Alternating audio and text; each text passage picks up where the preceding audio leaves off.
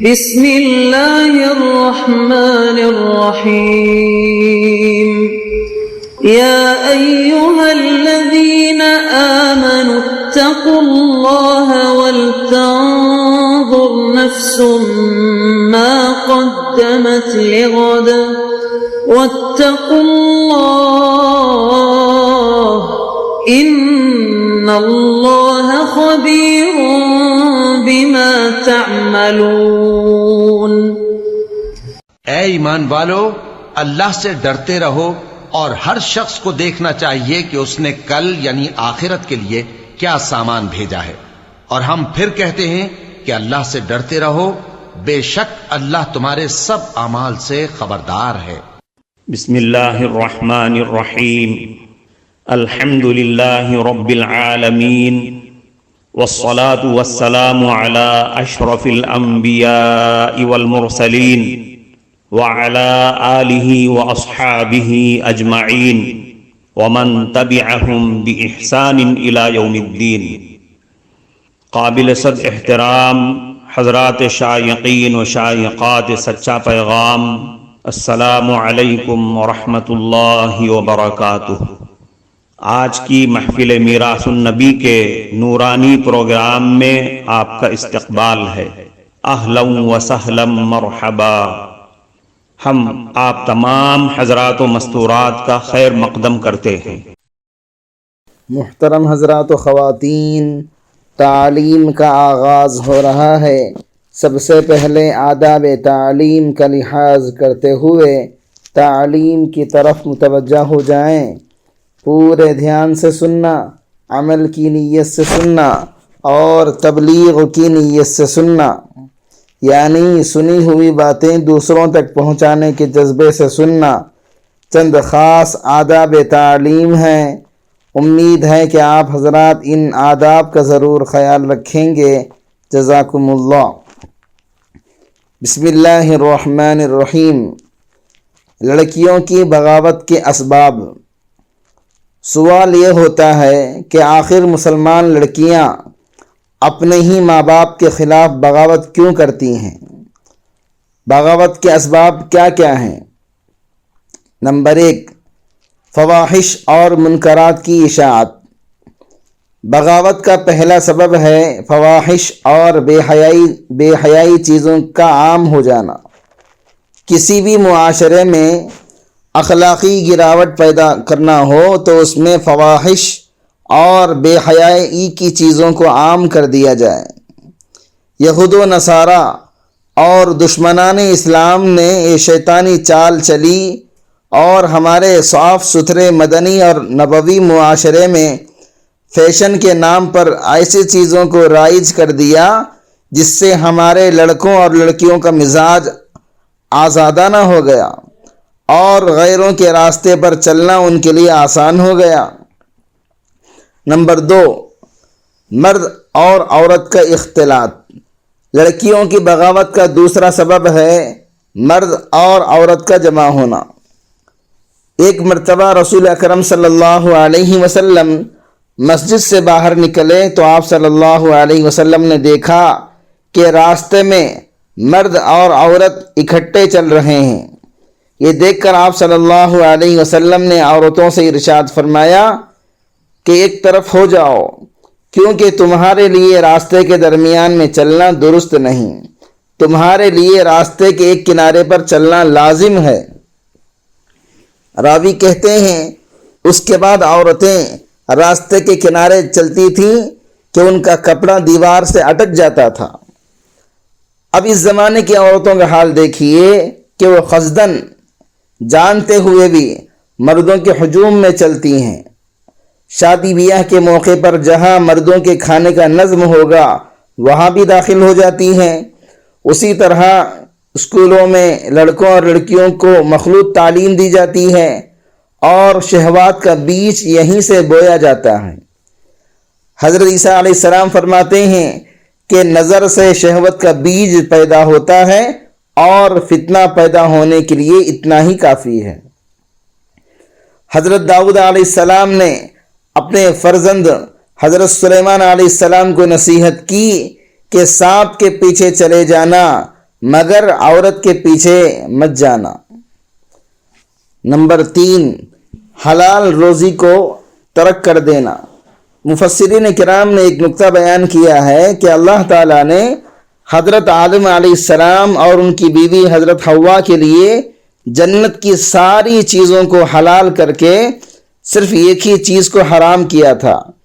شیطان نے پٹی پڑھائی اور دونوں نے وہ شجر ممنوعہ کھا لیا تو دونوں سے جنتی لباس اتر گیا اور ایک دوسرے کا ستر ظاہر ہو گیا، یہاں تک کہ دونوں جنتی درخت کے پتوں سے اپنے بدن کو چھپانے لگے۔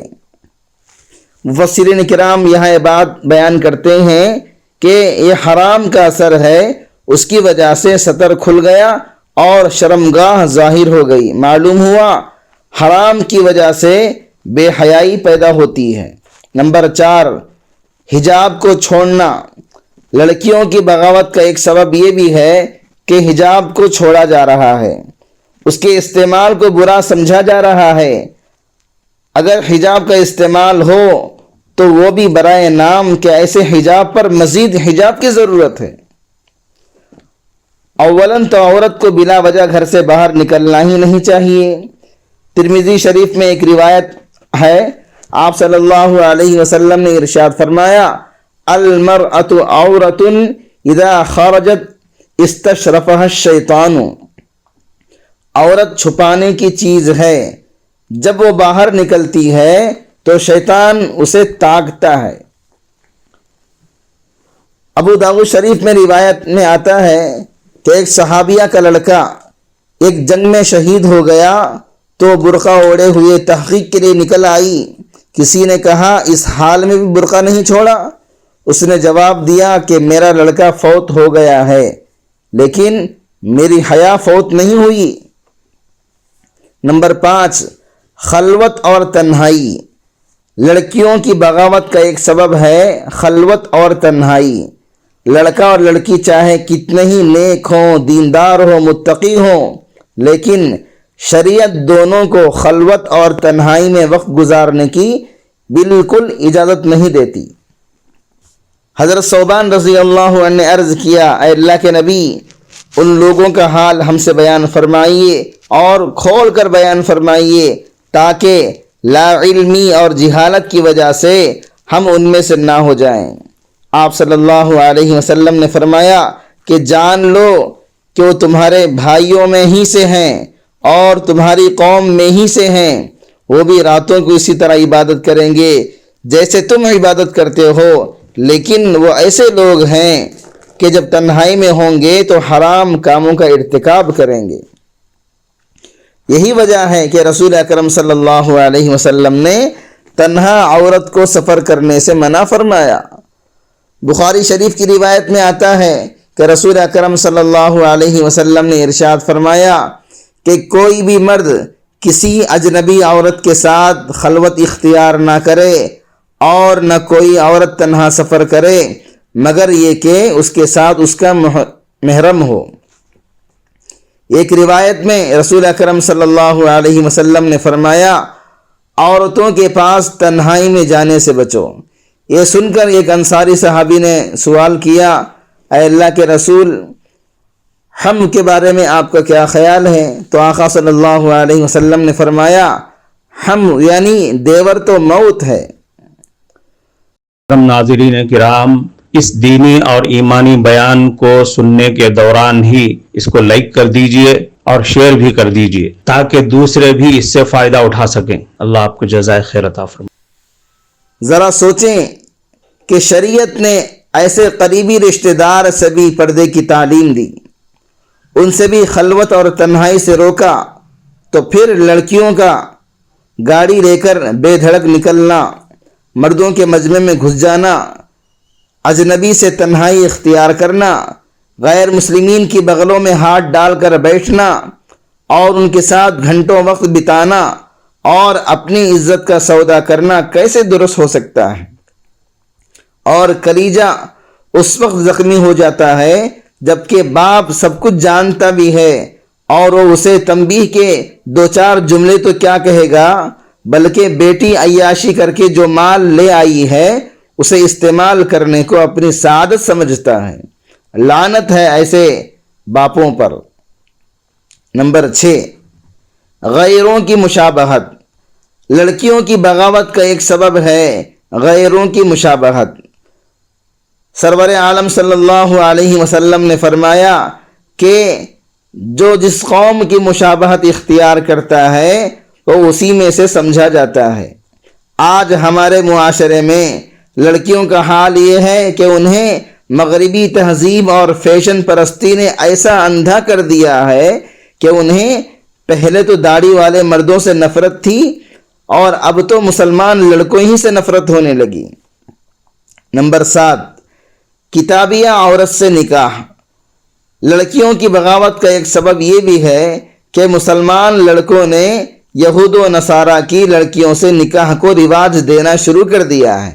واضح رہے کہ مسلمان مرد کا نکاح کسی کافر عورت سے جائز نہیں، البتہ اگر کتابیہ یعنی یہودیہ یا نصرانیہ وغیرہ ہو تو اس سے مسلمان مرد کا نکاح 2 شرطوں کے ساتھ ہو سکتا ہے۔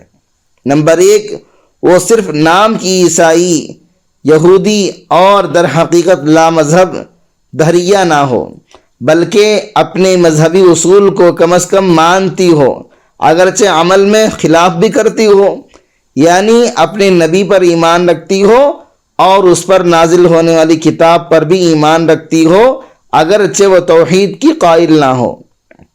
نمبر 2، وہ اصل ہی یہودیہ نصرانیہ ہو، اسلام سے مرتد ہو کر یہودیت یا نصرانیت اختیار نہ کی ہو۔